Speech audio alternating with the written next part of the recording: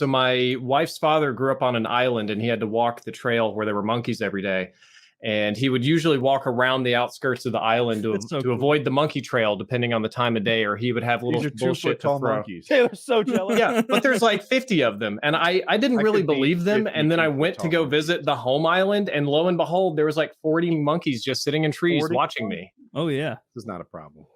Well, it's Woody because they're sneaky. Like you'll be sitting there with chips, and one will distract you on purpose, racist, and the other will come to steal chips from you or pocket change. They learned, I was watching some David Attenborough shit, that in some resort, the monkeys learned that if you take a phone, that the person will do anything and give you anything to get that back. And so they'll see you with a drink or a snack, and they stop stealing the snack directly. They run over and grab your iPhone and run away. And before you know it, you're like having to make it a peace offering of all of this food and like treats to get your phone back. And then it'll like grab the treats, throw your phone down, run away. It looks like monkeys have discovered taxes. Yeah, there's that other that study where it took the monkeys, like they had a vending machine and coins, and it was a little society of male and female ones, and you could put your little coin in and you could get some grapes out the bottom, and they figured out the female monkeys almost immediately, along with the male monkeys, invented prostitution, where all the females were like, you can fuck me if you give me your coin, and the men would go over, give her the coin, they'd fuck, and then the women were all just flush with grapes. So they had a set price too. I remember reading this study, and it was weird because they had a fixed price for grapes, and they had their own little monkey economy, and like different females had different values or different. If it was like late at night or they knew they were hungry, they would charge more and squeeze them a bit, and it was kind of interesting.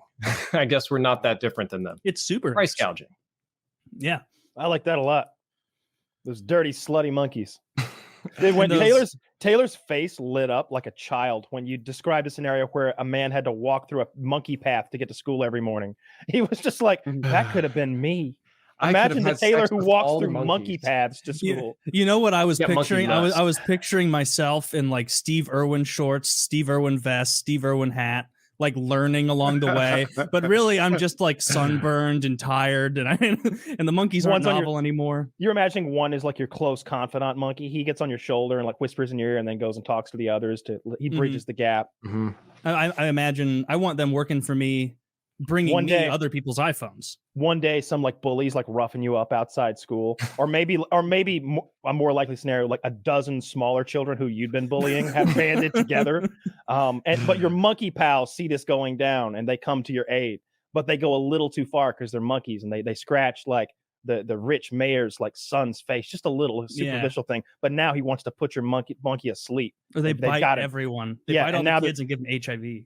Sounds like a Netflix original. Okay, well, I was making a little fun 3-episode show out of this that we could one sell, episode. But you turned it into the HIV.